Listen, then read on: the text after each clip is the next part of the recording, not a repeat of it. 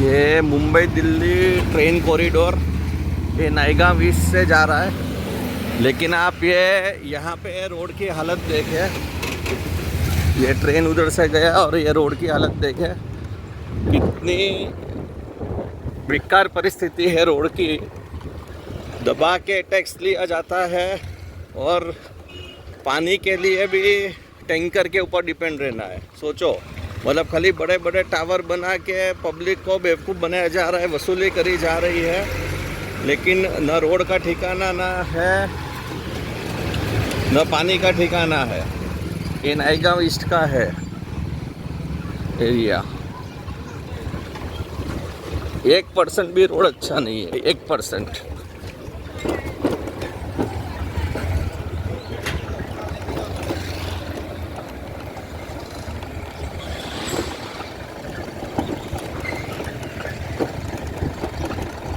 लोगों से पैसा लेना बोले तो ये कितना बड़ा महापाप है प्रशासन का।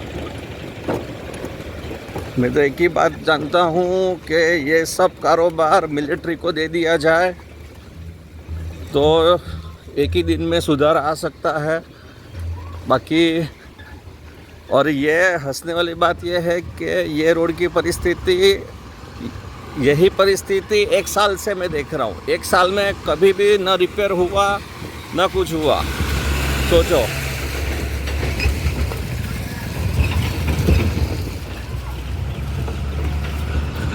नमस्कार। ये है नायगांव ईस्ट का एरिया। ये कौन से जन्म का ये लोग पैसा इकट्ठा कर रहे हैं टावरों बना बना के, रोड का ठिकाना नहीं। और उसमें दुनिया भर की धूल, दिवाली में तो इतनी उछल कूद होती है प्रदूषण को लेकर, तो ये दुनिया भर की धूल उड़ रही है, रोड का ठिकाना नहीं है। ये नायगांव ईस्ट का एरिया है।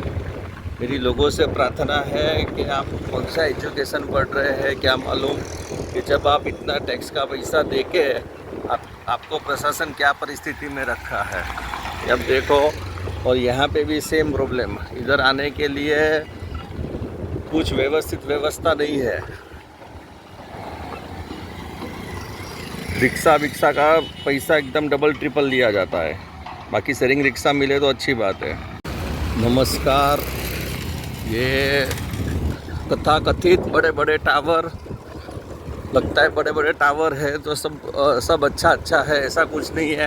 पहले तो ये नायगांव ईस्ट का मेन रोड है सनटेक वाला, कि जहाँ पे फुटपाथ तक नहीं है लोगों को चलने के लिए, और रोड भी पूरा ख़राब है। रोड के ऊपर डामरीकरण भी नहीं हुआ है।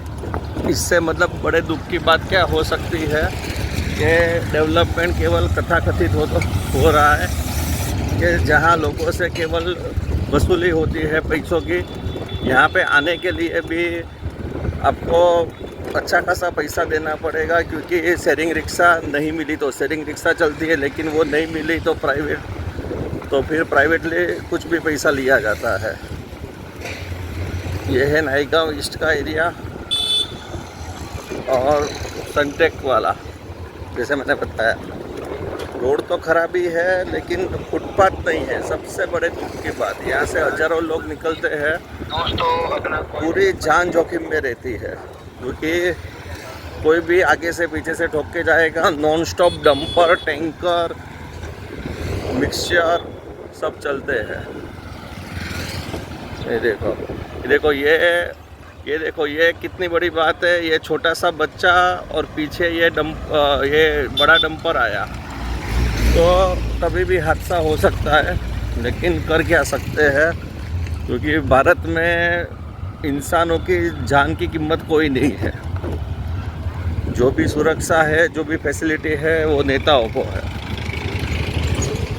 ये खाली प्रोजेक्ट और धूल तो अनलिमिटेड। मतलब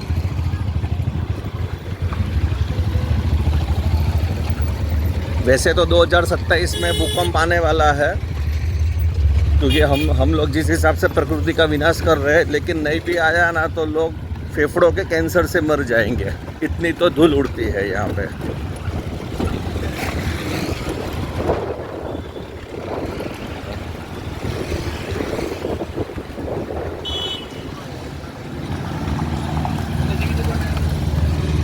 ये है मुंबई दिल्ली ट्रेन का जो गुड्स ट्रेन है उसका प्रोजेक्ट नाइगांव ईस्ट का, और इसके बाजू में ये ख़राब रोड।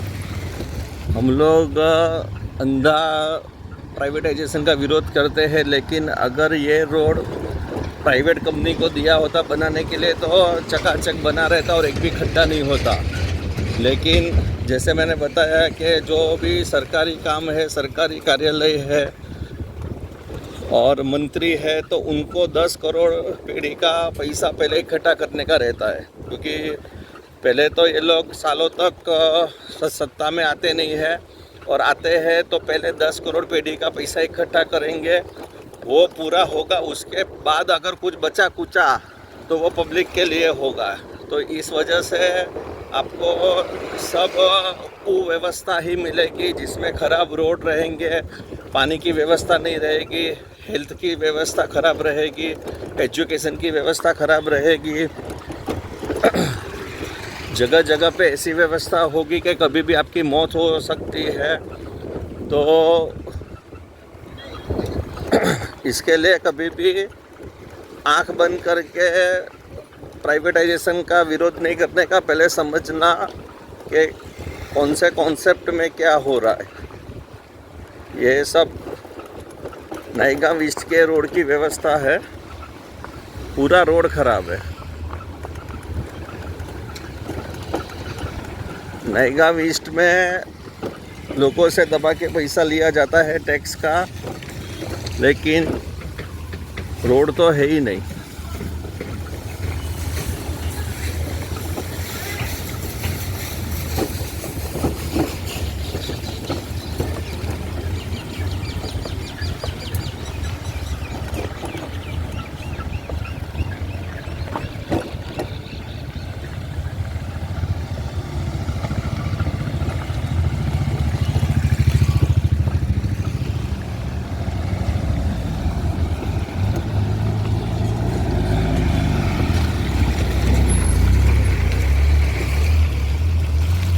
ना रोड है, ना फुटपाथ है, ना कुछ है।